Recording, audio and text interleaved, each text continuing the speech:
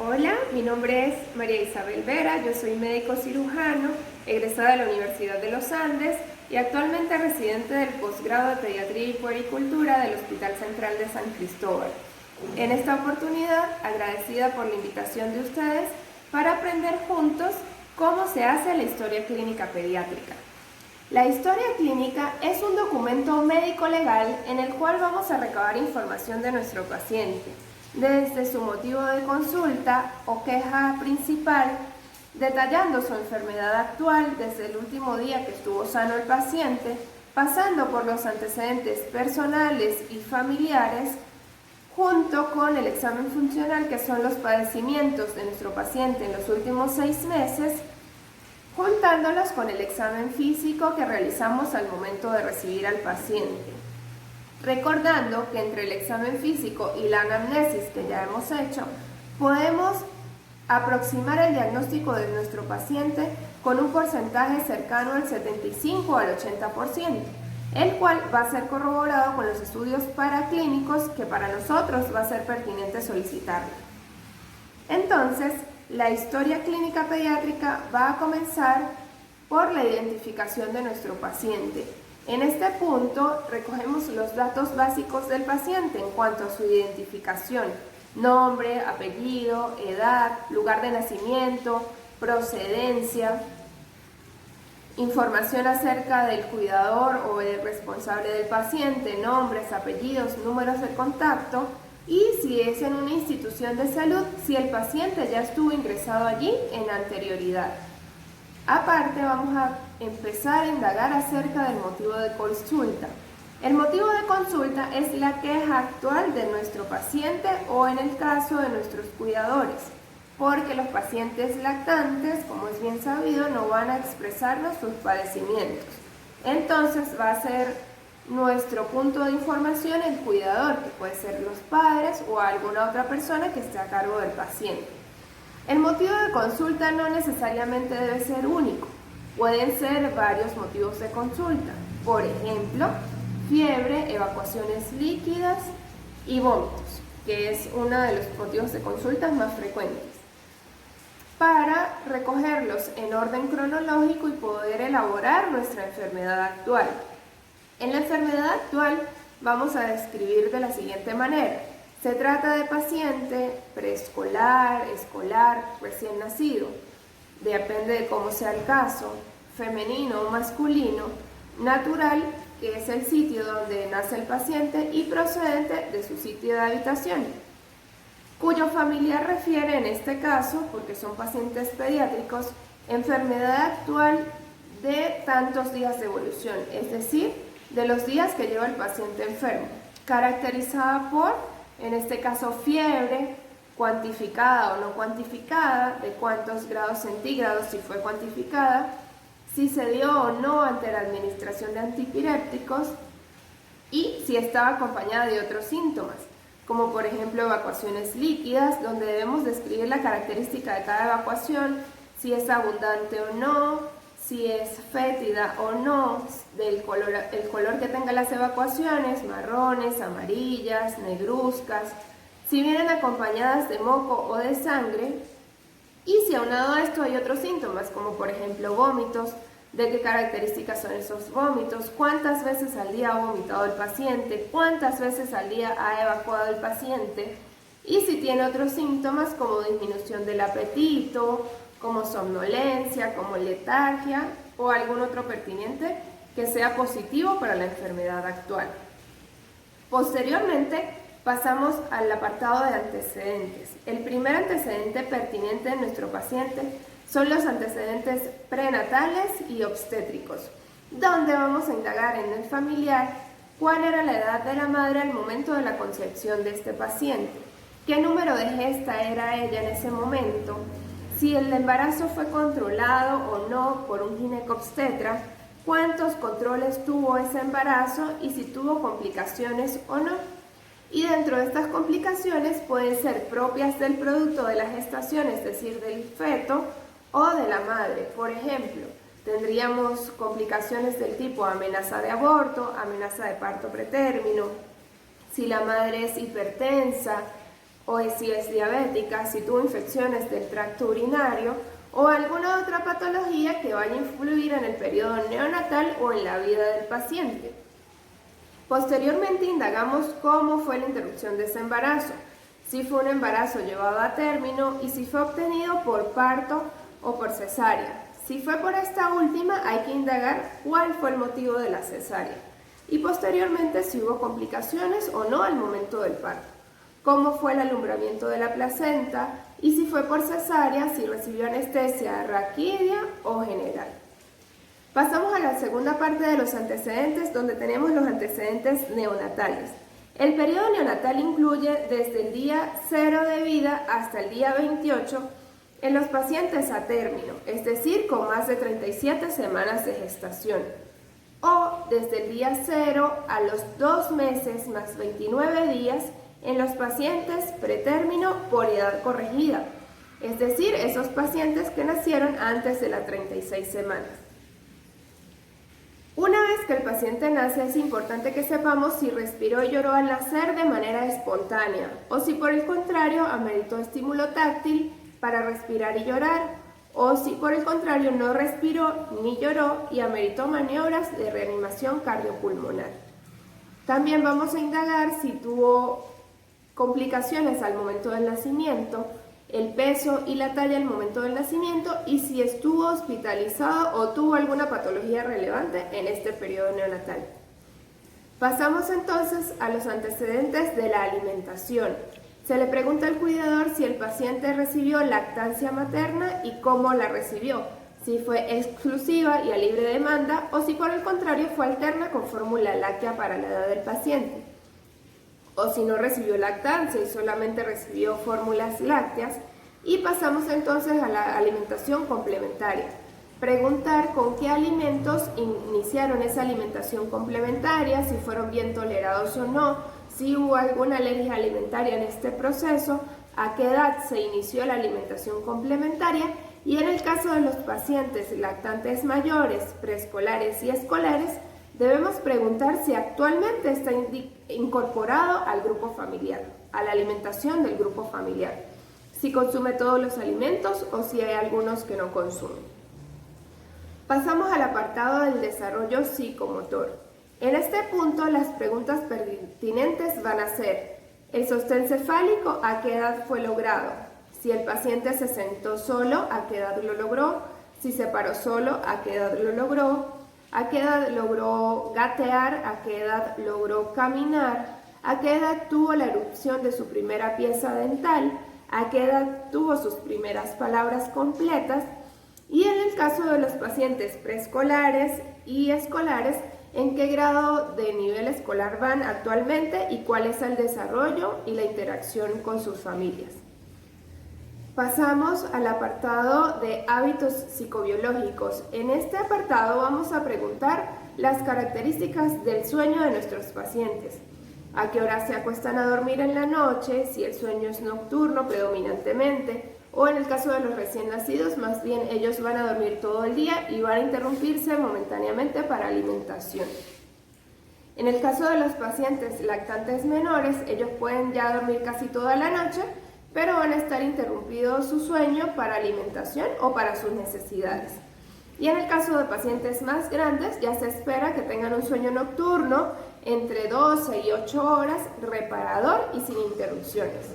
Adicionalmente, vamos a preguntar si el paciente tiene hábitos como digitosucción o como onicofagia, qué conducta religiosa tiene el paciente inculcada por sus familiares y cómo es el desarrollo en general de ese niño, si el niño es colaborador, si no, si juega, si disfruta el juego, cómo interacciona con sus demás miembros de la familia. Pasamos entonces a otro apartado importantísimo de la historia clínica pediátrica, que es el de inmunizaciones y pruebas. En este carnet vamos a solicitar al cuidador que nos muestre cuáles son las inmunizaciones que ha recibido nuestro paciente, si tiene todas las vacunas o no pertinentes para su edad y cuáles son las que nos faltan, porque esto nos va a orientar a qué patógenos son más susceptibles los pacientes que no tienen esas inmunizaciones. si le han realizado alguna prueba como de alergias o si le han realizado las pruebas del PPD para alergias a la penicilina, por ejemplo. Pasamos entonces a los antecedentes personales de nuestro paciente pediátrico. Debemos preguntar si tuvo enfermedades eruptivas propias de la infancia, por ejemplo, sarampión, rubiola, varicela, si sufrió de parotiditis, si ha sufrido de dengue o alguna otra enfermedad propia de la infancia.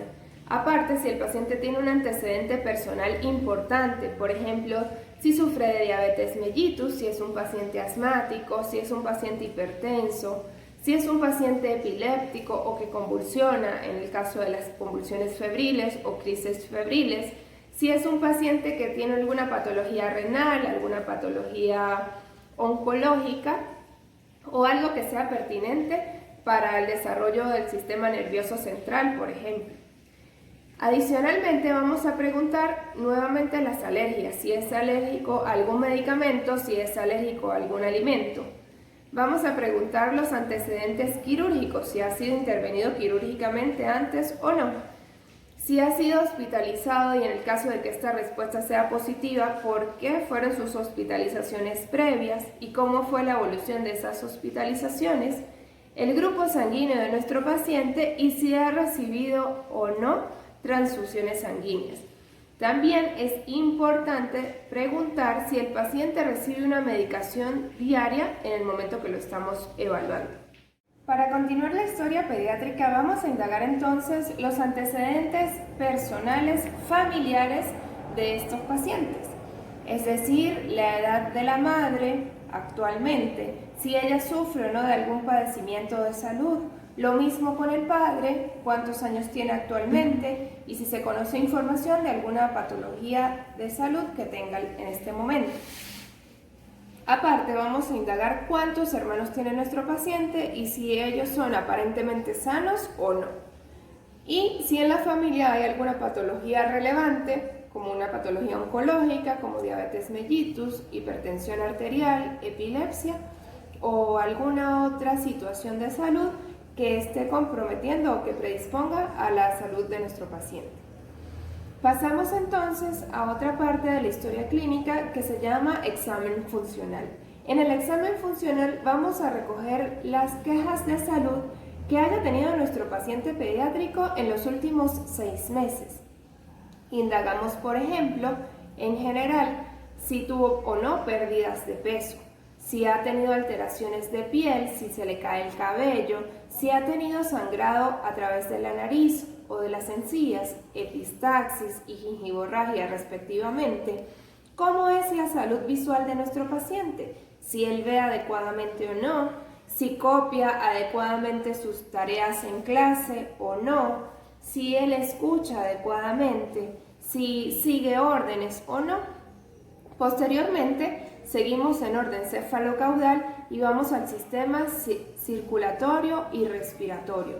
Si el paciente ha tenido alguna neumonía, alguna infección de vías respiratorias altas o bajas, si sufre de taquicardias paroxísticas o no, si el paciente ha tenido algún síncope o alguna eventualidad en los últimos 6 meses, que no estén relacionados con la enfermedad actual. Posteriormente pasamos al sistema digestivo y en el sistema gastrointestinal debemos evaluar y preguntar acerca del hábito evacuatorio de nuestro paciente. Si es un hábito evacuatorio regular, es decir, si hace deposiciones diarias o no, y cuáles son las características de las heces, si son pastosas, si son líquidas, si son fétidas o no, si vienen acompañadas de sangre o de moco. Pasamos al aparato genitourinario y preguntamos cómo es el hábito miccional de nuestro paciente, cuántas veces orina al día y de qué color son las características de nuestra orina, si es clara o no, si tiene alguna sensación de disuria o de dolor al momento de orinar, o si por el contrario debe hacer mucho esfuerzo para orinar, o si el paciente todavía no ha logrado contener los esfínteres. Pasamos al siguiente apartado, que es de extremidades. Si ha tenido alguna alteración, algún aumento de volumen, alguna patología en estos últimos 6 meses, Y en el sistema nervioso, si el paciente ha tenido, por ejemplo, alguna crisis de pánico, algún trastorno de la conducta, pesadillas u otras alteraciones neurológicas. Y pasamos a la última parte del interrogatorio, que va a ser la escala socioeconómica, que en nuestro estado y en nuestro hospital usamos la de Grafar. Esta tiene 4 apartados y en ella se indaga cuál es la profesión del jefe de la familia, es decir, del sustento económico del hogar. En segundo lugar, cuál es la profesión o el grado de instrucción de la madre del paciente.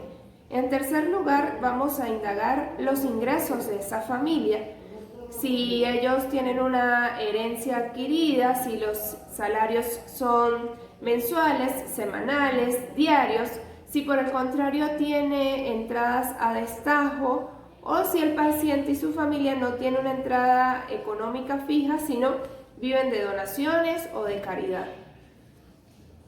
Para seguir con las condiciones del alojamiento, cómo es la vivienda de este paciente, cuántas personas viven allí, si tienen animales domésticos o no domésticos, si estos animales, algunos están vacunados o no, y cómo son las condiciones de salubridad en general, de qué servicios generales dispone, es decir, si cuentan con un servicio de agua, de luz, de gas doméstico, recolección de desechos, de qué característica es la vivienda en cuanto al piso, el techo y cuántos habitantes tiene esa vivienda. Posteriormente vamos a pasar al examen físico de nuestro paciente, empezando por las constantes vitales y la apariencia en general del niño, si luce enfermo, si luce tóxico o si por el contrario luce mayormente sano. Vamos a inspeccionar en general si el paciente puede respirar solo, si tiene una buena coloración de la piel, si está tranquilo o si está llorando. Posteriormente vamos a recabar los signos vitales, empezando por la frecuencia cardíaca y respiratoria, presión arterial, llenado capilar, y vamos a empezar con las medidas antropométricas, que serían el peso, la talla, la circunferencia cefálica, la circunferencia torácica, la circunferencia abdominal y aparte la saturación de oxígeno a través de oximetría de pulso.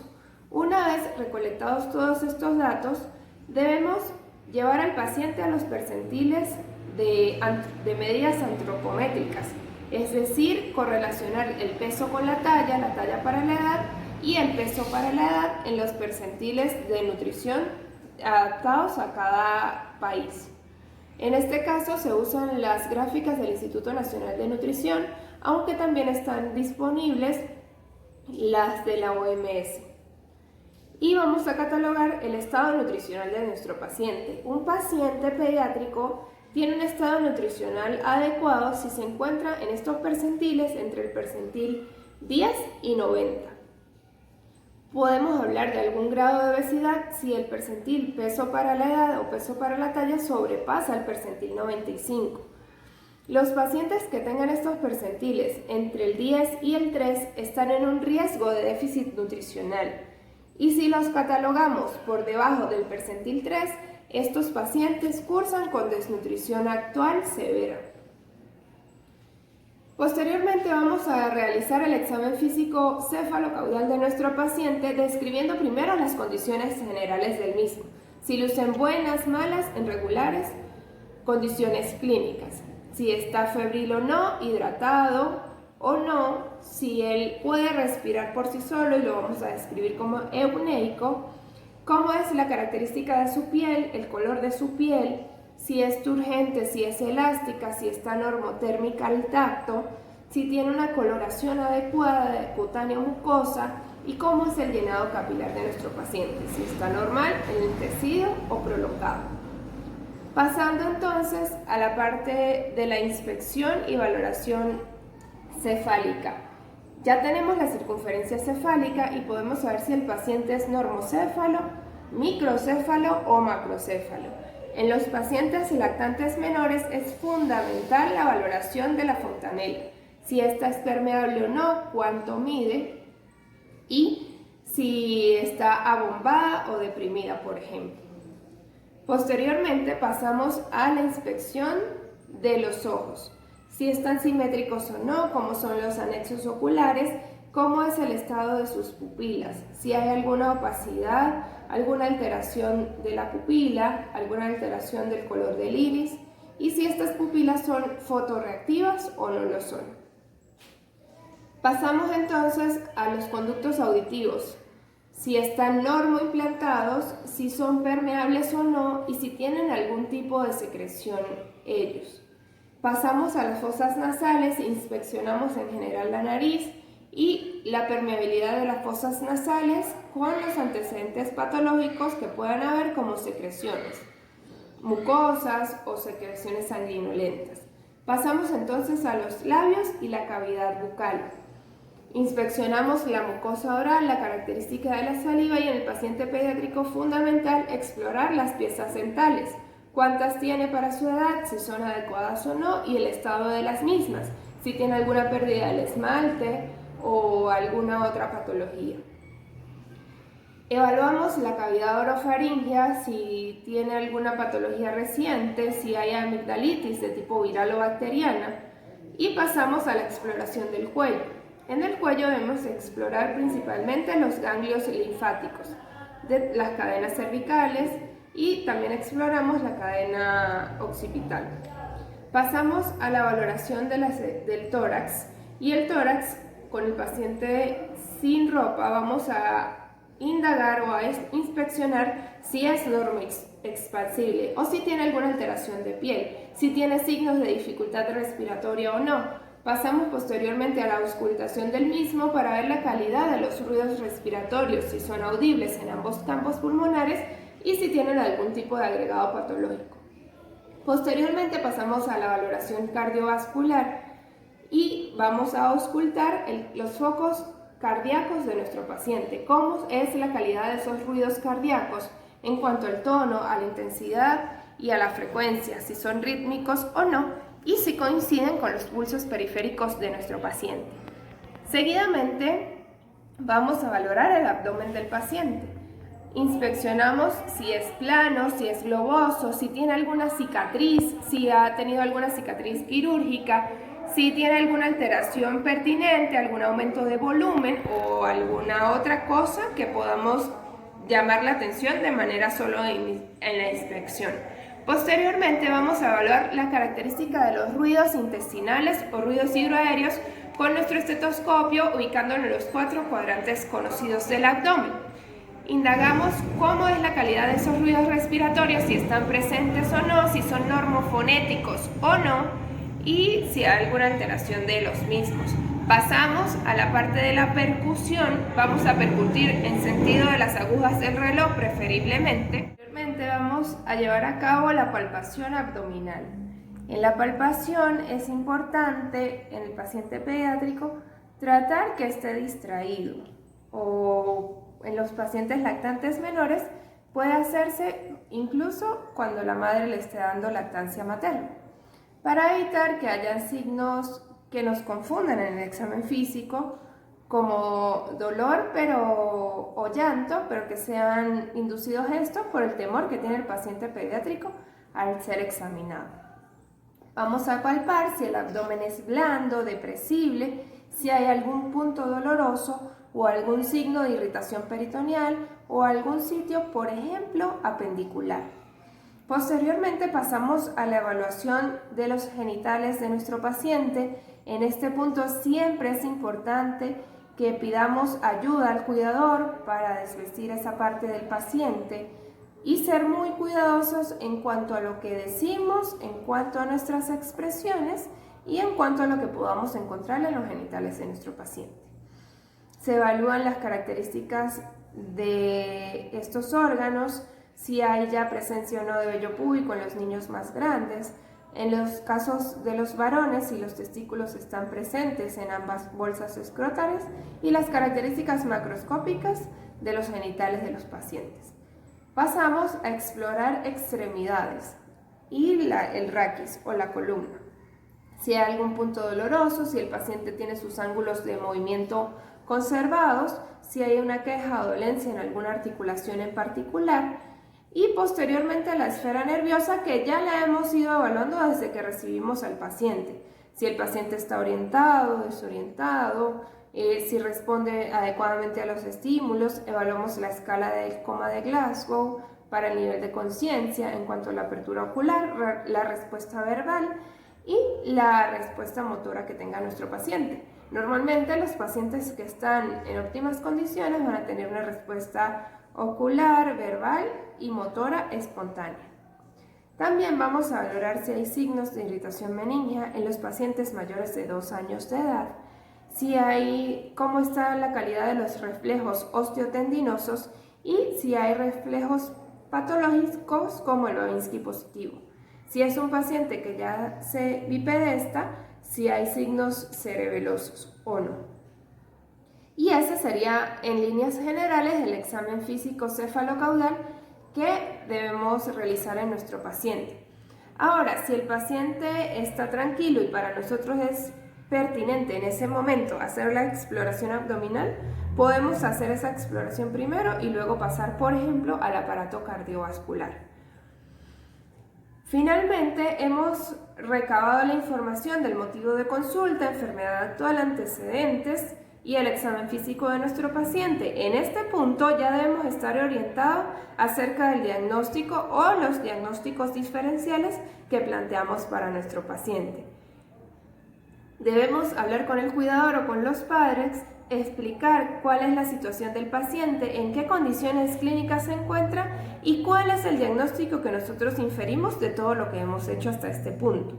Si el paciente cursa con alguna enfermedad para el momento, debebos solicitar los exámenes paraclínicos pertinentes, es decir, hemogramas completos, análisis de orina, análisis de heces, alguna rayos X pertinente de tórax o de abdomen si el paciente lo amerita, o estudios más complejos de química sanguínea, de electrolitos, de imagenología como ecografías, tomografías, resonancia, de acuerdo a lo que pensemos que tiene nuestro paciente. Finalmente, vamos a decidir si ese paciente va a ameritar una intervención o un ingreso hospitalario o si es un paciente que podemos ir llevando de manera ambulatoria con controles regulares o si es un paciente en el que vamos a indicar tratamiento y se va a ir de alta médica. Y bueno, esta era en líneas generales la forma en cómo se realiza la historia clínica pediátrica. Espero que haya sido útil para ustedes, que haya sido entendible, que haya sido amena y que haya aportado algo a su formación como médicos. Muchísimas gracias y a la orden siempre.